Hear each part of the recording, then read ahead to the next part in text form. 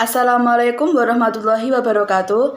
Saya di sini perwakilan dari kelompok 1 ingin mempresentasikan tentang teori pemerolehan bahasa yang beranggotakan 1. Dila Garinda, 2. Yunisa Endarwati, 3. Malatus Solihah.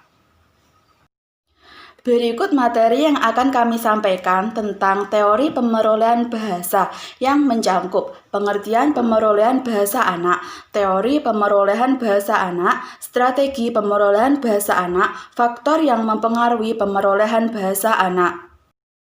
Pengertian pemerolehan bahasa anak.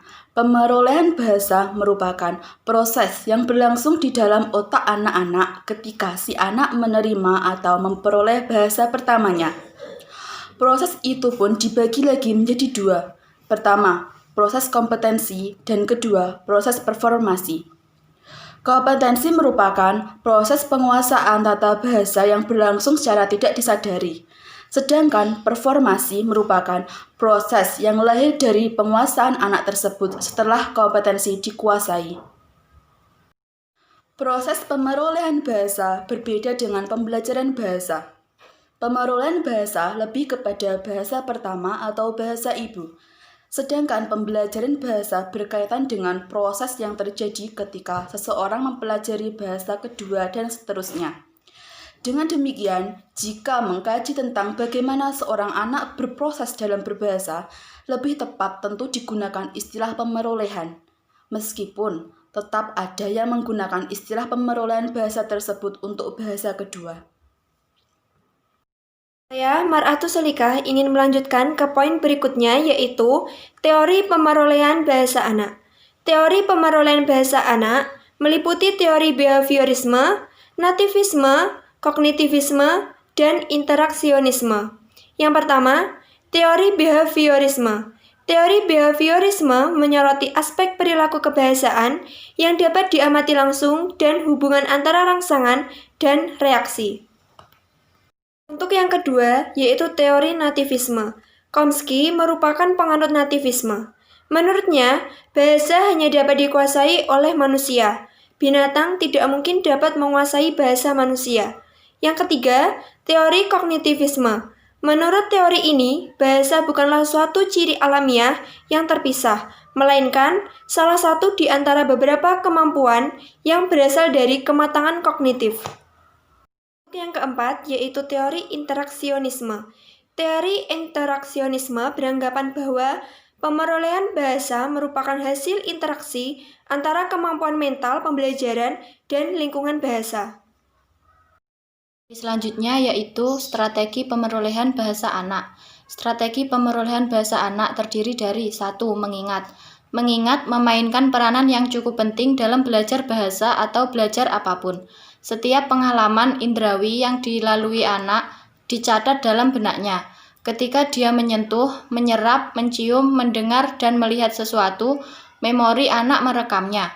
Ingatan itu akan semakin kuat apabila penyebutan akan benda atau peristiwa itu terjadi berulang-ulang. Dengan cara ini, anak akan mengingat bunyi, kombinasi bunyi atau kata tentang sesuatu sekaligus mengingat pula cara mengungkapkannya. Kedua, meniru. Dalam belajar bahasa anak pun menggunakan strategi peniruan. Peniruan di sini berarti mencontoh secara kreatif atau menginspirasi. Peniruan yang dilakukan anak tidak selalu berupa pengulangan yang persis sama atas apa saja yang didengarnya. Di satu sisi, anak secara bertahap dapat memahami dan menggunakan tuturan yang lebih rumit. Di sisi lain, secara bersamaan, anak pun membangun suatu sistem bahasa yang kemungkinan dia mengerti dan memproduksi tuturan dalam bentuk dan jumlah yang tidak terbatas. Berikutnya, strategi pemerolehan bahasa anak yang ketiga, mengalami langsung.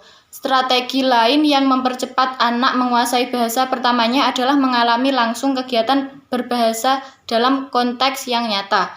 Anak menggunakan bahasanya baik ketika berkomunikasi dengan orang lain maupun sewaktu sendirian. Dia menyimak dan berbicara langsung dan sekaligus memperoleh tanggapan dari mitra bicaranya. Dari tanggapan yang diperolehnya, secara tidak sadar anak memperoleh masukan tentang kewajaran. Materi selanjutnya yaitu faktor yang mempengaruhi pemerolehan bahasa anak. yaitu faktor biologis, faktor lingkungan sosial, faktor intelijensi, faktor motivasi. Menurut Ellis DKK 1989 mengemukakan bahwa anak belajar berbicara sesuai dengan kebutuhannya. Sekiranya ia dapat memperoleh apa yang diinginkannya tanpa bersusah payah untuk memintanya, maka ia akan merasa perlu untuk berusaha belajar berbahasa. Jadi, pada mulanya motif anak belajar bahasa ialah agar dapat memenuhi kebutuhan-kebutuhannya, keinginan-keinginannya, dan menguasai lingkungannya sesuai dengan keinginan dan kebutuhannya. Sekian materi yang dapat kelompok kami sampaikan, ada kurang lebihnya mohon maaf.